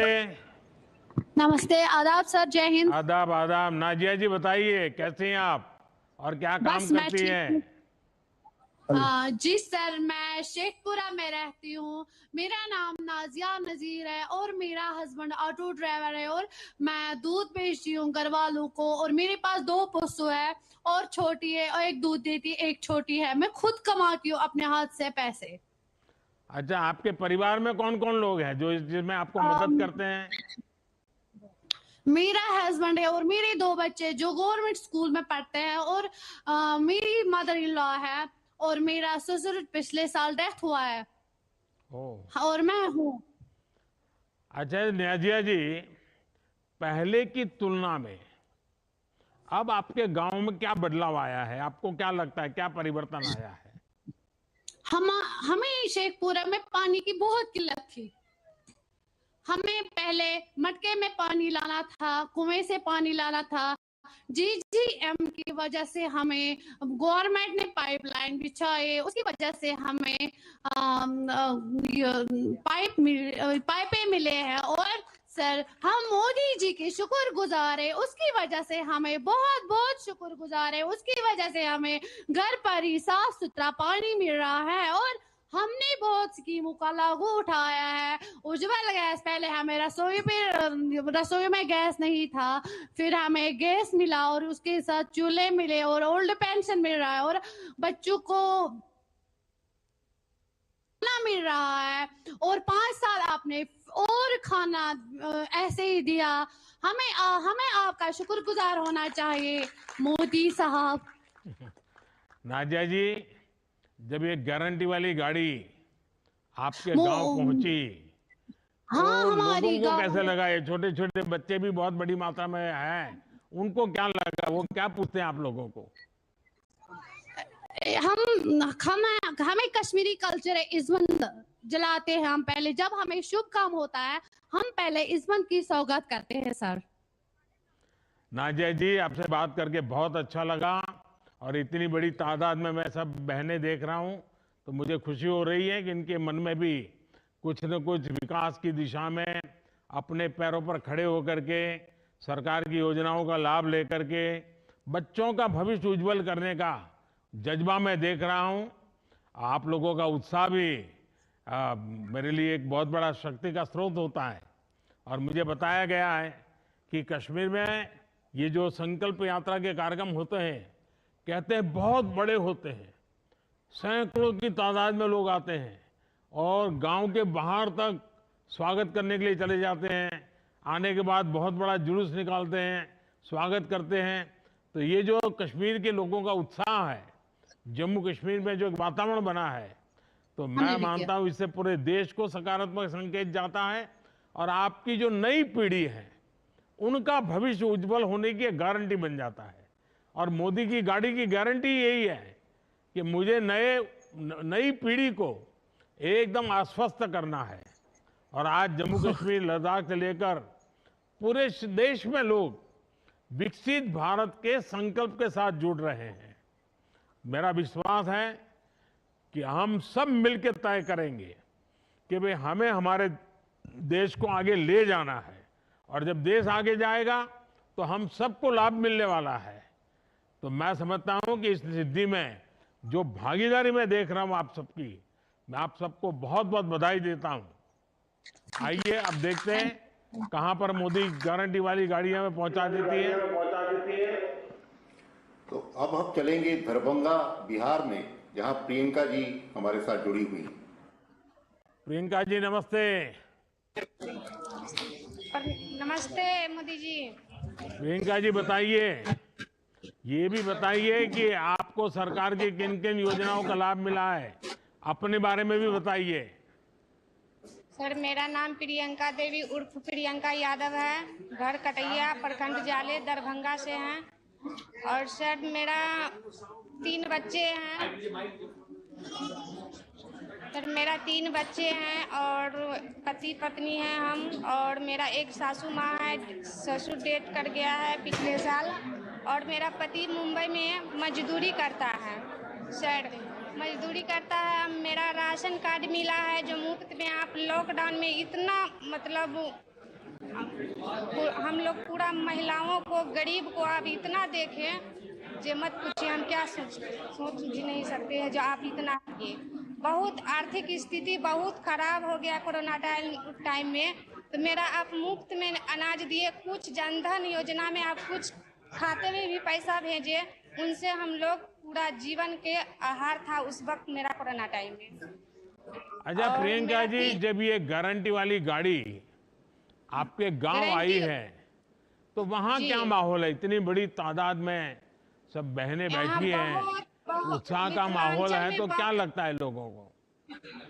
मिथिलांचल का रीति रिवाज से उसको हम गारंटी वाला मोदी को गाड़ी को बहुत सम्मान करते हैं और पूरा खुशी से मनाया जाता है, और मतलब खूब बहुत काफी जोरदार से चल रहा है सर। अच्छा भाई, अनाज मिल जाता है, घर में गैस का चूल्हा आ गया है, तो समय भी बचता होगा अब तो। जी सर, 3 बच्चा है, घर में जो चूल्हा मिला है और गैस मिला है उनसे समय तो उसके कारण अब गैस का चूल्हा आ गया तो समय भी बच जाता होगा आपका। तो जो समय बचता है उसका कुछ उपयोग करते हैं क्या आप? सर समय जो बचता है हम अपना उससे उपयोग करते हैं, क्योंकि समय सकाल से बच्चा को तैयारी करके स्कूल भेजते हैं, खाना पीना खिला के, तेकरा बाद समय जो हमारा बचता है तो अपना घर परिवार देखते हुए फिर बच्चा को केयर करते हैं हम, और मतलब खेती बाड़ी किसान के मतलब अथी हैं हम। तो घर में आने के बाद बच्चों को भी कुछ पढ़ाती हो आप? सर हम मैट्रिक इंटर किए हुए हैं, हम घर में जो बच्चा आता है स्कूल से तो हम उनको पढ़ाते हैं। अच्छा, बच्चे को देखभाल। तो बच्चों को मालूम है सरकार की इन सारी योजनाओं का बच्चों के स्कूल में बातें होती है? जी सर, बच्चों को पता है। अच्छा, गांव में सब लोग, किसी को अगर योजना नहीं मिली होगी, मानो कोई है जिसको उज्ज्वला का गैस नहीं मिला होगा, तो वो आपको कहते होंगे कि आपको कैसे मिला और मुझे तो मिला नहीं, तो उसके लिए आप कैसे उनको सलाह देती है? आप तो पढ़ी लिखी हैं। सर पूरा गांव में जहाँ तक हम रहते हैं कटैया में सबको उजाला गैस मिला है, घर तक पहुँच गई, और जिसको नहीं पता था उसको कैंप लगा के दिया गया है। चलिए, सबको पहुँचाए सुन करके मुझे बहुत अच्छा लगा। लेकिन ये जो मोदी की गारंटी वाली गाड़ी आई है ना, मैं आप सबको कहता हूँ, अभी भी जहाँ जहाँ कुछ लोगों को मिलना बाकी रह गया है उसको भी मैं लिस्ट बना रहा हूँ। मैं सामने से पूछने के लिए निकला हूँ कि भाई बताओ कोई रह गया है क्या, और आने वाले समय में जितना जल्दी हो सके ये सारी योजनाएं मैं आगे बढ़ाना चाहता हूँ। प्रियंका जी, मुझे बहुत संतोष है कि आप सभी को बिना किसी परेशानी से योजनाओं का लाभ मिला है, और किसी भी योजना के सफल होने के लिए उसका हर लाभार्थी तक पहुंचना बहुत जरूरी है। वरना देश में तो पहले बहुत सी योजनाएं बन जाती हैं, दिया जलाना, फीता काटना, और सब कागजों पर ही चलता रहता था। हमारी कोशिश है कि नहीं, जो योजना बनती है वो हकदार जो है उसको ढूंढो, वहां तक पहुंचो, और उसको उसका फायदा मिलना चाहिए। तब जाकर के देश में जो हमें गांव गांव में बदलाव लाना है वो आएगा। और इसलिए हम लाभार्थियों को जानकारी भी देना, जो उनको पता नहीं पता देना, और फिर उनको जोड़ देना। अब गारंटी वाली गाड़ी गांव गांव जाकर हर लाभार्थी तक योजनाओं को पहुंचा रही है। अब देखिए, हमें विकसित भारत बनाना है ना, तो हमें हर परिवार में बदलाव लाना है। और आप जैसी पढ़ी लिखी बेटियां गांव में हैं, तो मैं पक्का मानता हूं कि गांव के सब लोग जागरूक होकर के हम सभी महिलाएं एक रहना है। आजकल लोग हमारे है वो टिकना है नहीं, हम सब महिला एक है, हम महिलाओं की एक ही जाति है, हम सब एक ही जाति की महिला है। हम सब महिलाओं की जात इतनी बड़ी है कि हम सब मिल करके अब सारी मुसीबतों का मुकाबला करेंगे। तो इस मूड में आप लोग काम करिए। मैं फिर एक बार आपका बहुत बहुत बधाई देता हूं। आइए, मोदी की गारंटी वाली गाड़ी कहां पहुंच रही है? अब सर हम चलेंगे पश्चिम भारत की तरफ, भरूच गुजरात, जहां अल्पेश भाई आपसे बात करना चाहते हैं। अल्पेश भाई नमस्ते। नमस्कार सर। કેમ છો? बस मजाમાં सर। ये हिंदी में बोलवान फावसे? फावसे साहब। फावसे तो अपने बारे में कुछ बताइए। हाँ सर, मेरा नाम अल्पेश कुमार चंद्रभाई निजामा हूँ और मैं गुजरात के भरूच जिले के भरूच तहसील के गांव का रहने वाला हूँ। मैंने बीए किया और फिर मैंने मुंबई में सीटीआई का कोर्स किया और फिर बाद में मैंने हार्डवेयर नेटवर्किंग इंजीनियर किया। क्या कोर्स किया आपने? Diploma hardware and networking engineer. अच्छा। हाँ सर। फिर मैंने जॉब किया, फिर जॉब मैंने छोड़ दिया जॉब, और मेरे पापा की बड़ी पास जमीन है उसमें मैं खेती करने लगा। तो कितनी जमीन है आपके पास? मेरे पास 40 एकड़ है सर। तो आप नौकरी छोड़ करके खेती करने के लिए आ गए? हाँ सर। और मुंबई छोड़ करके भरूच आ गए? हाँ सर। हाँ सर। वाह। तो आप तो खेती कर रहे हैं, तो बाकी नौजवानों को भी आश्चर्य होता होगा कि भाई ये क्या है नौजवान, सारे लड़के तो गांव छोड़ करके शहरों में चले जाते हैं, ये शहर छोड़ करके गांव चला आया, तो सब लोग तुम्हारी मजाक उड़ाते होंगे। नहीं सर, कोई नहीं। अच्छा, आप खेती करते हैं, किस प्रकार से करते हैं, कौन चीजों का करते हैं? क्या आप नेचुरल फार्मिंग करते हैं, ऑर्गेनिक खेती करते हैं, कि पुरानी जो पद्धति होती है वही करते हैं? नहीं, मैं फिलहाल सर जो आपकी जो भारत सरकार ये योजनाएं हैं और जो गुजरात सरकार की जो योजनाएं है, जो उसमें RKVY और AGR 2, AGR 50, उसमें से मुझे जो ट्रैक्टर, उसके जो इक्विपमेंट है वो लिया सर, और वो सब्सिडाइज मुझे मिला। और उसके बाद मैंने ड्रिप इरिगेशन का जो सब्सिडी मुझे मिला 3 लाख रुपये तक, और ये सब इक्विपमेंट ट्रैक्टर में मुझे 1,17,000 रुपया तक की सब्सिडी मिली है। और जो आपकी जो PM सम्मान निधि योजना है सर, उसमें 15 हफ्ता मुझे। अल्पेश भाई, जब मैं आपकी उम्र का था तो मैंने 1 लाख क्या होता है, 2 लाख क्या होता है, 3 लाख क्या होता है सुना ही नहीं था। सही बात है। और आप तो लाखों में बात कर रहे हैं। हाँ जी सर। तो आप ये जो लाभ आपको मिले हैं, तो दूसरे किसानों को भी अच्छी खेती करने के लिए कुछ सलाह वलाह देते हैं क्या? क्योंकि गांव में आप तो मुंबई से आए हैं, तो गांव में जरा आपका रुतबा चलता होगा। हाँ सर, मैं सर एक्चुअली आत्मा प्रोजेक्ट से जुड़ा हूँ 2008 से सर। और आत्मा प्रोजेक्ट का जो कर्मचारी था इधर गांव की पंचायत में आए थे, और वहाँ पे मुझे संदेश दिया कि इस ग्रुप में आप जुड़ो, तो आपको जो भी अच्छे जब खेती कर रहे हैं दूसरे राज्य में या दूसरे जिले में या दूसरे तालुका में, उधर आपको विजिट करवाएंगे। उससे आपको ये फायदा होगा कि आप किस टेक्निक से खेती कर रहे हो और वो लोग कैसी टेक्निक से खेती कर रहे हैं, वो आप समझ पाओगे। तो फिर बाद में मैंने सभी जगह पे विजिट किया, और आपका प्रोजेक्ट के मुझे उसमें सम्मान पुरस्कार मिला। उसमें तालुका कक्षा में, जिला कक्षा में और राज्य कक्षा में आत्मा बेस्ट फार्मर का अवार्ड भी मिला है। और सौभाग्य की बात यह है सर कि जो जिला पुरस्कार जो मुझे मिला, आप भरूच में आए थे, उसी टाइम मुझे आपकी उपस्थिति में मिला है सर। वो मेरी सौभाग्य की बात है, और आज मैं आपके साथ सीधी बात कर रहा हूँ सर। अच्छा, आपके पीछे कोई गुड़िया है, कुछ मुस्कुरा रही है, कौन है ये छोटी गुड़िया है जो बड़ी मुस्कुरा रही है, कौन है? मेरी बच्ची है सर, वो 5वीं क्लास में पढ़ती है सर। अच्छा, उसको पूरा मालूम है। क्या नाम बेटा तुम्हारा?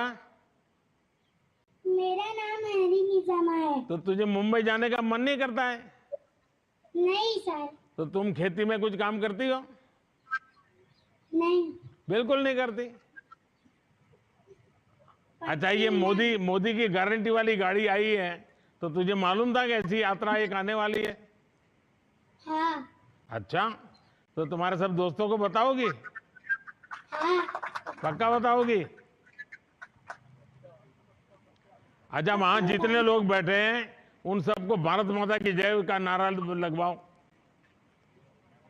भारत माता की, भारत माता की, वंदे वंदे। वाह, देखिए अल्पेश भाई, आप देश के युवाओं के लिए प्रेरणा है। आपने साबित किया है कि देश में कृषि में अच्छा काम करने के लिए भी अपार संभावनाएं हैं। आज बहुत से युवा खेती की तरफ मुड़ रहे हैं। हमारी कोशिश है कि हम अपने किसानों को बीज से लेकर बाजार तक का बेहतर माहौल दें। हमारी कोशिश है कि नई तकनीक, इनोवेशन और नई सोच से हम किसानों की मदद करें। पढ़े लिखे युवाओं का खेती में आना इस संकल्प शक्ति को बड़ी ताकत देता है। मैं आपको, आपके यहाँ शायद ड्रोन का कार्यक्रम होने वाला होगा, और अब तो खेती में जैसे गांव-गांव में ट्रैक्टर ने खेती में बहुत बड़ा जगह ले ली है। आने वाले दिनों में ड्रोन भी लेने वाला है। तो इस जो मोदी की गारंटी वाली गाड़ी आती है ना, उसमें एक ड्रोन का कार्यक्रम भी होता है। तो सब को समझना चाहिए। और आपको और आपके गांव वालों को मैं एक काम भी देना चाहता हूं। अब जब ये गारंटी वाली गाड़ी यहाँ से जाए तो इसका अगले गांव में और भव्य स्वागत हो, ज्यादा से ज्यादा संख्या में लोग जुड़े। इसके लिए आप नौजवान अगले वाले गांव में जाकर के जरा मेहनत करिए, तैयारी करिए, और 4-5 गांवों का जिम्मा लीजिए। आप लेंगे? ये जितने पीछे हैं जरा हाथ ऊपर करके बताएं, जिम्मा लेंगे? हाँ, शाबाश। चलिए, आप सबको बहुत बहुत बधाई। Thank you sir, thank you sir. आप सभी को बहुत बहुत धन्यवाद। अब मैं आदरणीय प्रधानमंत्री जी से निवेदन करता हूं कि हम सबका मार्गदर्शन करें।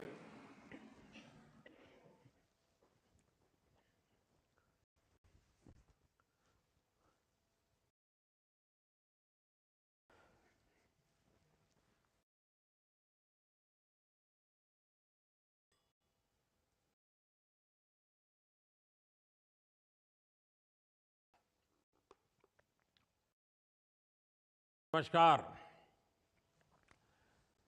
मोदी की गारंटी वाली गाड़ी को लेकर जो उत्साह गांव-गांव में देख रहा है, हिंदुस्तान के हर कोने में देख रहा है, चाहे उत्तर हो, दक्षिण हो, पूरब हो, पश्चिम हो, बहुत ही छोटा गांव हो या बड़ा गांव हो, और कुछ तो जान पर मैंने देखा है कि गाड़ी का रूट नहीं है, फिर भी लोग गांव वाले रास्ते में आके खड़े हो जाते हैं और गाड़ी को खड़ी रख करके सारी जानकारियां लेते हैं। तो ये अपने आप में अद्भुत है। और अभी कुछ लाभार्थियों से जो मेरी बातचीत हुई है, मुझे बताया गया है कि इस यात्रा के दौरान 1.5 लाख से ज्यादा लाभार्थियों को अपने अपने अनुभव बताने का अवसर मिला, और ये अनुभव रिकॉर्ड भी हुए हैं।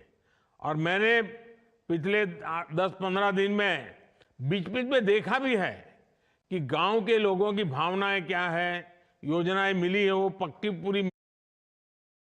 पूरी डिटेल उनको पता है। सारी चीजें मैं आपके वीडियो देखता हूं मैं, तो मुझे बहुत आनंद होता है कि मेरे गांव के लोग भी सरकारी योजनाएं जो मिलती हैं उसको कैसे बखूबी उपयोग करते हैं।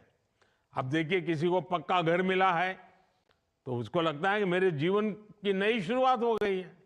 किसी को नल से जल मिला है तो उसको लगता है कि अब तक तो हम पानी के लिए मुसीबत में जीते थे, आज पानी हमारे घर पहुंच गया। किसी को टॉयलेट मिला तो उसको लगता है इज्जत घर मिला है। और हम तो पहले पुराने जमाने जो बड़े बड़े रईसी लोगों के घर में टॉयलेट होता था, अब तो हमारे घर में टॉयलेट है, तो एक सामाजिक प्रतिष्ठा का भी विषय बन गया है। किसी को मुफ्त इलाज मिला है, किसी को मुफ्त राशन मिला है, किसी को गैस कनेक्शन मिला है, किसी को बिजली कनेक्शन मिला है, किसी का बैंक खाता खुला है, किसी को पीएम किसान सम्मान निधि पहुंच रही है, किसी को पीएम फसल बीमा का लाभ मिला है, किसी को पीएम स्वनिधि योजना से सहायता मिली है, किसी को पीएम स्वामित्व योजना के जरिए प्रॉपर्टी कार्ड मिला है। यानी मैं योजनाओं के नाम अगर बोलूंगा, जब मैं देख रहा था कि हिंदुस्तान के हर कोने में चीजें पहुंची है, देश भर के गांवों में करोड़ों परिवारों को हमारी सरकार की किसी न किसी योजना का जरूर लाभ मिला है। और जब ये लाभ मिलता है ना, तब एक विश्वास बढ़ता है, और विश्वास एक छोटी लाभ मिल गया, जिंदगी जीने की एक नई ताकत आ जाती है। और इसके लिए उन्हें किसी सरकारी दफ्तर में बार बार चक्कर लगाने की जरूरत नहीं पड़ी। भीख मांगने की जो मनस्थिति रहती थी वो गई। सरकार ने लाभार्थियों की पहचान की और फिर उन तक लाभ पहुंचाने के लिए कदम उठाए। तभी आज लोग कहते हैं कि मोदी की गारंटी यानी गारंटी पूरा होने की गारंटी। मेरे परिवारजनों, विकसित भारत संकल्प यात्रा ऐसे लोगों तक पहुंचने का बहुत बड़ा माध्यम बनी है जो अब तक सरकार की योजनाओं से नहीं जुड़ पाए। इसे शुरू हुए अभी 1 महीना भी नहीं हुआ है, 2-3 हफ्ते हुए हैं, लेकिन ये यात्रा 40,000 से ज्यादा ग्राम पंचायत और कई शहरों तक पहुंच चुकी है। ये बहुत बड़ी बात है कि इतने कम समय में अब तक 1.25 करोड़ से अधिक लोग मोदी की गारंटी वाली गाड़ी तक पहुंचे हैं, उसका स्वागत किया है, उसको समझने का प्रयास किया है, उससे जुड़ने की कोशिश की है, उसको सफल करने का काम किया है। लोग इस गारंटी वाली गाड़ी का आभार प्रकट रूप से कर रहे हैं, स्वागत कर रहे हैं। और मुझे बताया गया है कि कई जगहों पर कार्यक्रम शुरू होने से पहले ही कई तरह की गतिविधियां पूरी की जा रही है। यानी मैं देखता हूं कि ऐसे एक कार्यक्रम को, जिसके साथ कोई बड़ा नेता नहीं है, सिर्फ भारत को आगे बढ़ाना है, हमारे गांव को आगे बढ़ाना है, हमारे परिवार को आगे बढ़ाना है, सरकारी योजनाओं का लाभ लेकर के आगे बढ़ना है, इतने से एक संकल्प के लिए ये गारंटी वाली गाड़ी पहुंचने से पहले गांव वालों ने जो काम किया है, वो जो जानकारियां मुझे मिली है, वो अद्भुत। जैसे कुछ गांवों में एक सप्ताह तक बड़ा स्वच्छता अभियान चलाया कि भाई चलो मोदी की गारंटी वाली गाड़ी आने वाली है, पूरा गांव लग गया स्वच्छता के अभियान में। कुछ गांवों में जो बताया गया कि सुबह 1 घंटा प्रभात फेरी कर रहे हैं, गांव लोगों के जागृति सुना रहे हैं।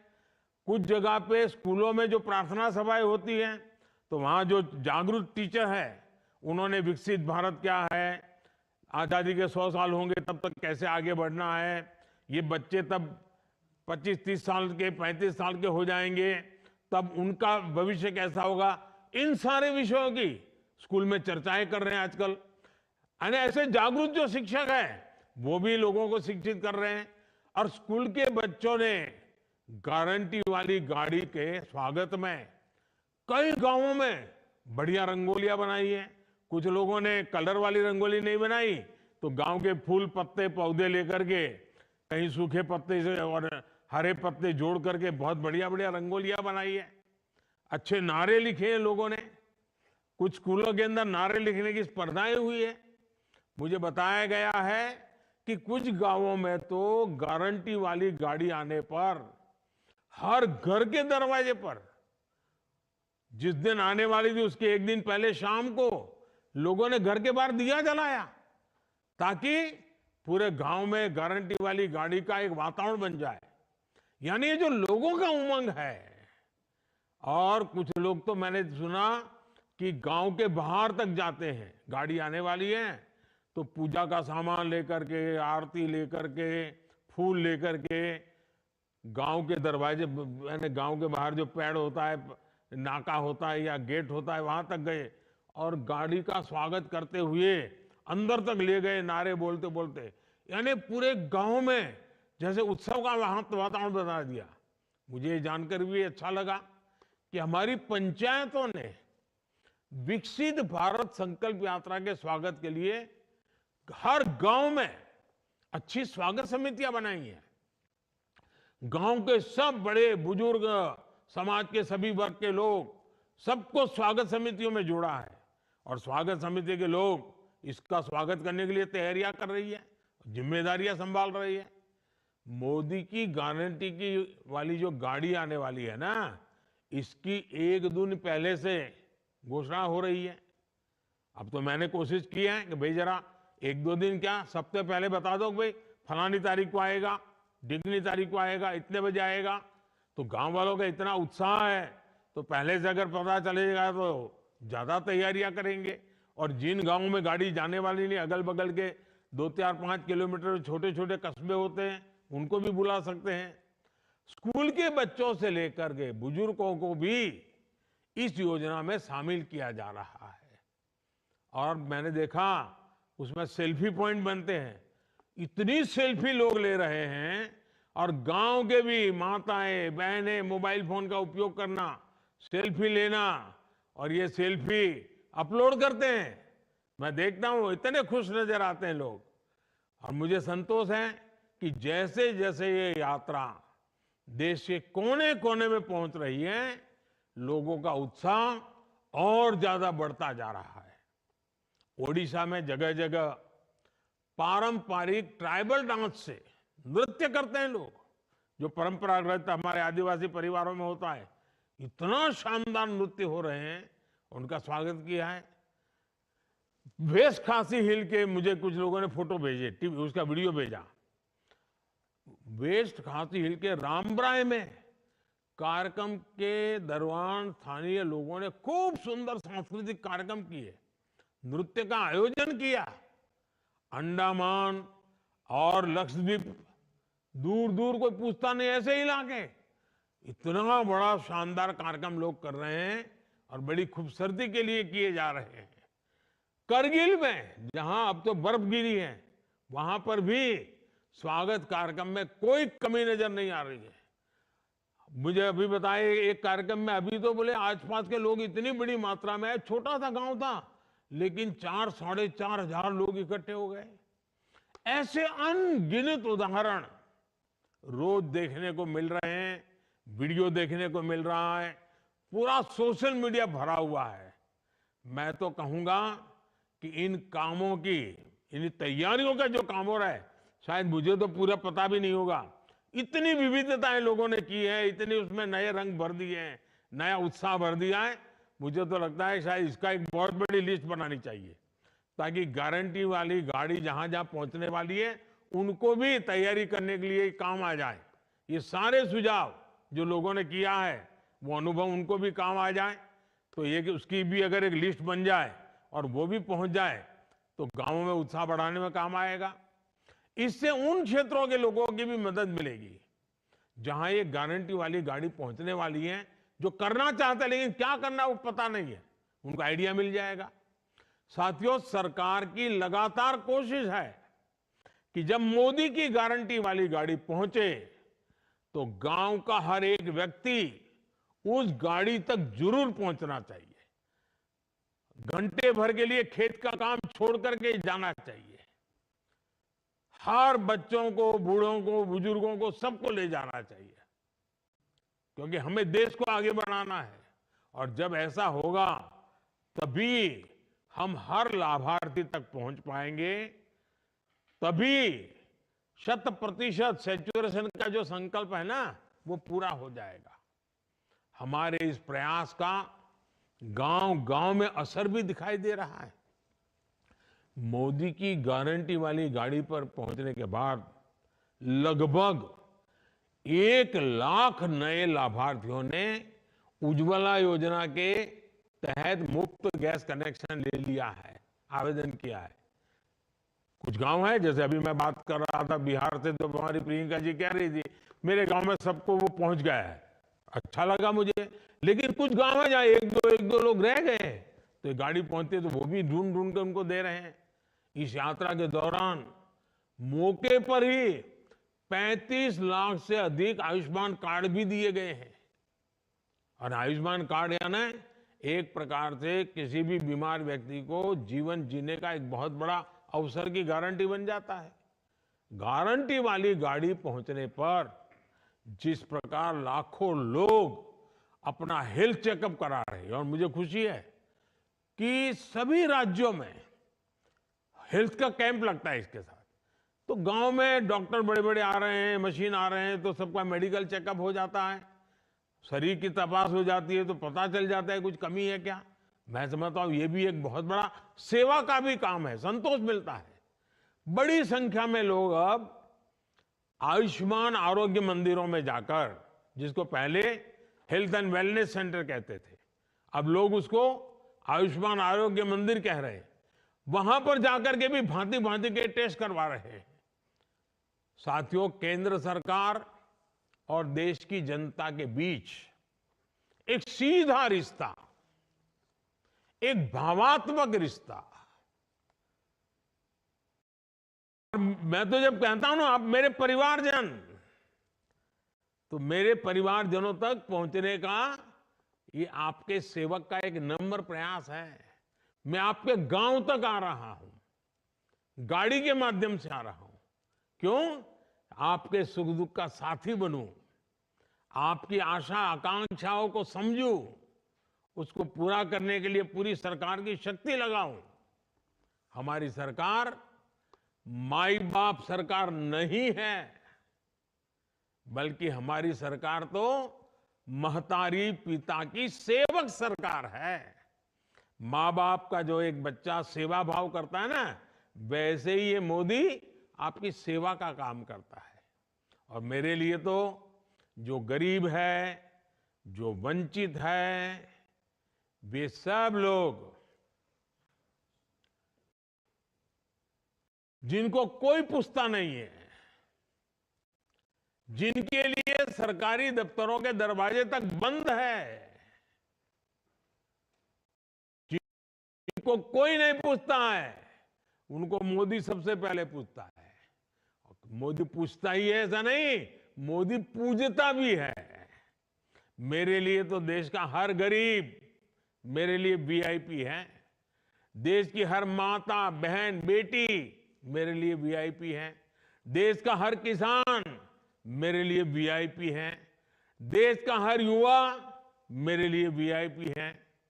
मेरे परिवारजनों, देश में हाल में हुए विधानसभा चुनावों के परिणामों की आज भी बहुत चर्चा हो रही है। इन चुनाव नतीजों ने यह साफ कर दिया है कि मोदी की गारंटी में ही दम है। मैं सभी मतदाताओं का आभारी हूं जिन्होंने मोदी की गारंटी पर इतना भरोसा किया।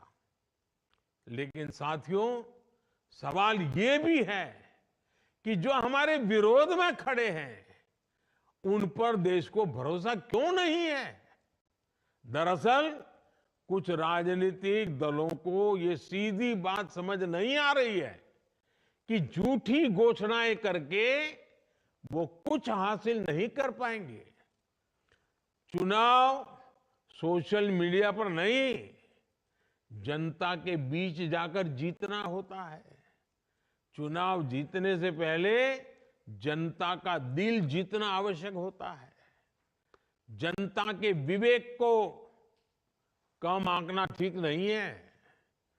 अगर कुछ विपक्षी दलों ने राजनीतिक स्वार्थ के बजाय सेवा भाव को सर्वोपरि रखा होता, सेवा भाव को ही अपना काम समझा होता, तो देश की बहुत बड़ी आबादी अभाव में, मुसीबतों में, तकलीफों में न रहती। दशकों तक सरकारें चलाने वालों ने अगर ईमानदारी से काम किया होता, तो जो गारंटी मोदी को आज पहले ही पूरी हो गई होती।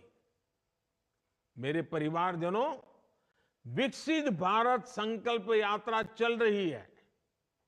इसमें भी बहुत बड़ी संख्या में हमारी नारी शक्ति ही शामिल हो रही है। हमारी माताएं बहनें जुड़ रही हैं। मोदी की गारंटी की गाड़ी के साथ फोटो खिंचाने की भी उनमें होड़ मची है। आप देखिए, गरीबों के जो 4 करोड़ से अधिक घर बने हैं ना, कोई कल्पना कर सकता है? हमारे देश में 4 करोड़ घर इतने कम समय में गरीबों को मिले। और सबसे मेरी खुशी तो इसमें है कि 4 करोड़ घर मिले ना, उसमें 70% लाभार्थी महिलाएं हैं। मतलब कि अगर किसी गांव में 10 घर बने हैं तो उसमें से 7 पक्के घर माताओं के नाम पर रजिस्टर हो गए हैं, जिनके नाम पहले 1 रुपये की भी संपत्ति नहीं थी। आज मुद्रा ऋण के हर 10 लाभार्थियों में से भी 7 महिलाएं ही हैं। किसी ने दुकान ढाबा खोला, किसी ने सिलाई कढ़ाई का काम शुरू किया, किसी ने सैलून पार्लर ऐसे अनेक बिजनेस शुरू किए। आज गांव-गांव में देश की 10 करोड़ बहनें स्वयं सहायता समूह से जुड़ी है। ये समूह बहनों को अतिरिक्त कमाई के साधन दे रहे हैं, उन्हें देश की प्रगति में भागीदार का सीधा अवसर दे रहे हैं। सरकार महिलाओं का कौशल विकास की तरफ ध्यान दे रही है और मैंने एक संकल्प लिया है। शायद कोई भाई पूरी जिंदगी पर रक्षाबंधन इतनी कर लें, ऐसा संकल्प नहीं ले सकता है जो मोदी ने लिया है। मोदी ने संकल्प लिया है कि मुझे मेरे गांव में ये जो स्व सहायता समूह चला रहे हैं ना, मुझे 2 करोड़ मेरी बहनों को 2 करोड़ बहनों को मैं लखपति दीदी बनाना चाहता हूं। वो गर्व से खड़ी रहे और कहे मैं लखपति दीदी हूं, मेरी आय 1 लाख रुपए से ज्यादा है। अभी कुछ दिन पहले ही हमने देश में, क्योंकि मैं इन दीदियों को नमन करता हूं, उनको प्रणाम करता हूं, क्योंकि उनकी शक्ति को मैं आदर करता हूं, और इसलिए सरकार ने एक योजना बनाई है, नमो ड्रोन दीदी। छोटे में लोग उसको बोलते हैं नमो दीदी। ये नमो ड्रोन दीदी है, या तो कोई कहे उसको नमो दीदी, ये अभियान शुरू किया गया है। इस अभियान के जरिए प्रारंभ में हम 15,000 स्व सहायता समूह, सेल्फ हेल्प ग्रुप, उसकी जो बहनें हैं उनको ट्रेनिंग देंगे, ये नमो ड्रोन दीदी बनाएंगे, फिर उनको ड्रोन दिया जाएगा और गांव में जैसे ट्रैक्टर से खेती का काम होता है वैसे दवाई छिड़कने का काम हो, फर्टिलाइजर छिड़कने का काम हो, फसल को देखने का काम हो, पानी पहुंचाए नहीं पहुंचाए वो देखने का काम हो, ये सारे काम अब ड्रोन कर सकता है। और गांव में रहने वाली हमारी बहनों बेटियों को ड्रोन उड़ाने की ट्रेनिंग भी दी जाएगी। इस ट्रेनिंग के बाद बहनों बेटियों को ये नमो ड्रोन दीदी की पहचान मिलेगी, जो उसको सामान्य भाषा में लोग नमो दीदी कहते हैं। दीदी को नमो तो अच्छी बात है, हर गांव में दीदी को नमो। तो ये नमो दीदी देश की कृषि व्यवस्था को आधुनिक टेक्नोलॉजी से तो जोड़ेगी ही, उन्हें कमाई का अतिरिक्त साधन भी मिलेगा और उसके कारण खेती में बहुत बड़ा बदलाव आएगा। हमारी खेती वैज्ञानिक होगी, आधुनिक होगी, टेक्नोलॉजी वाली होगी।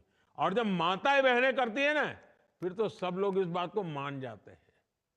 मेरे परिवारजनों, नारी शक्ति हो युवा शक्ति हो, किसान हो या फिर हमारे गरीब भाई बहन, विकसित भारत संकल्प यात्रा के प्रति इनका समर्थन अद्भुत है। मुझे जानकर काफी अच्छा लगा कि इस यात्रा के दौरान 1 लाख से ज्यादा हमारे जो नौजवान खिलाड़ी हैं, गांव-गांव खेलकूद को आगे बढ़ाने का काम कर रहे हैं।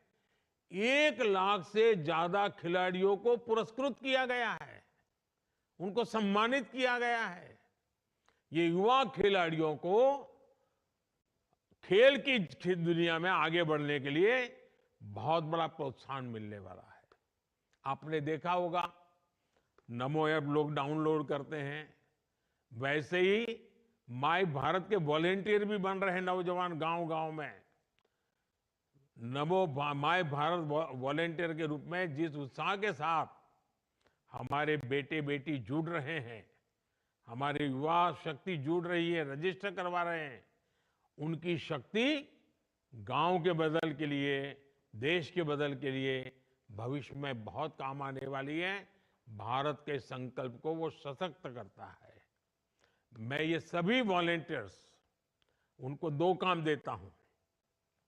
ये जो माय भारत के साथ रजिस्टर हुए हैं ना, वो अपने मोबाइल फोन पर नमो ऐप डाउनलोड करें और उसमें विकसित भारत एम्बेसडर ऐसा एक काम शुरू किया गया है।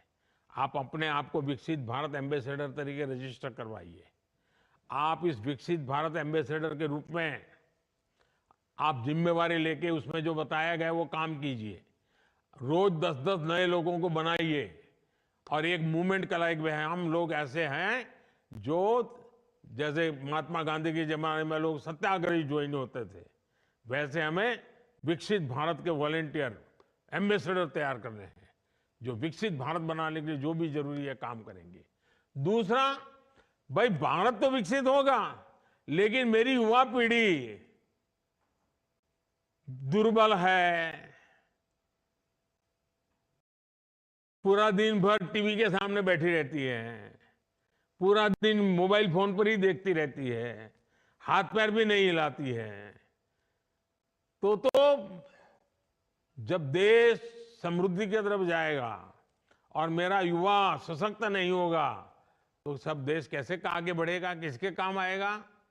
और इसलिए मेरा एक दूसरा आपको आग्रह है, जैसे नमो ऐप पर विकसित भारत के एम्बेसडर का काम है, वैसे फिट इंडिया मूवमेंट को हमें गांव-गांव वातावरण बनाना है। और मैं मेरे देश के नौजवानों से, बेटे हो या बेटी, वो शरीर से मजबूत होने चाहिए, वो ढीले ढाले नहीं होने चाहिए। कभी 2-4 किलोमीटर चलना पड़े तो वो बस ढूंढे, टैक्सी ढूंढे, ऐसा नहीं। अरे हिम्मत वाले चाहिए। ऐसे मेरा जो माय युवा भारत है ना, उसके वॉलेंटियर इसको आगे करे। और मैं चाहता हूं फिट इंडिया के लिए मैं 4 बातें बताता हूं।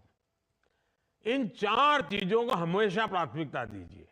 ये पक्का करिए, एक, ज्यादा से ज्यादा पानी पीना चाहिए, थोड़ा दिन भर पानी पीना चाहिए, शरीर के लिए बहुत जरूरी होता है। फिट इंडिया के लिए मेरे नौजवानों को मेरा आग्रह है।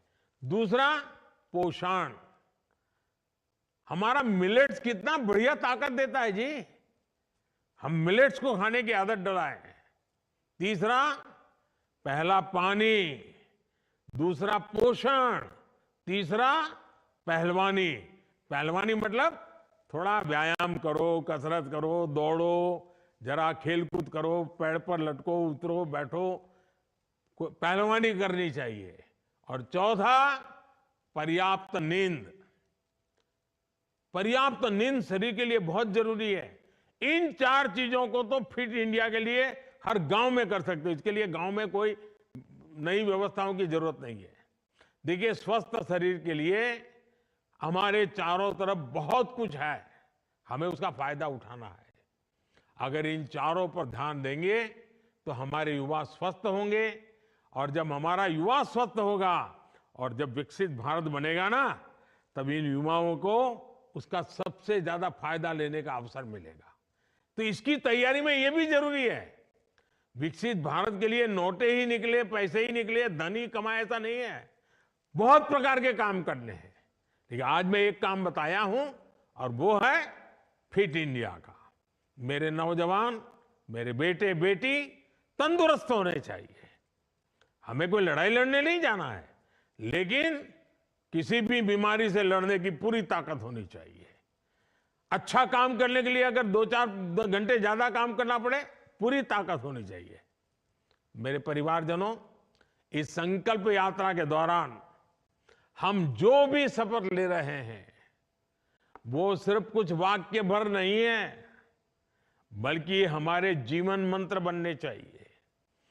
चाहे सरकारी कर्मचारी हो, अधिकारी हो, जनप्रतिनिधि हो या फिर सामान्य नागरिक, हम सबको पूरी निष्ठा से साथ जुटना है, सबका प्रयास लगना है, तभी भारत विकसित होने वाला है। हमें विकसित भारत का सपना पूरा करना है, मिलजुल करके करना है। मुझे बहुत अच्छा लगा, आज देश भर के लाखों मेरे परिवारजनों से मुझे सीधी बात करने का मौका मिला है। ये कार्यक्रम इतना उत्तम है, इतना बढ़िया है कि मेरा मन करता है मैं थोड़े दिन के बाद फिर अगर समय निकल पाया तो फिर यात्रा के साथ आप सबके साथ जुड़ूंगा, और जिस गांव में यात्रा होगी उस गांव के लोगों से फिर से बात करने का मौका मिलेगा। मेरी आप सबको बहुत बहुत शुभकामनाएं हैं। धन्यवाद।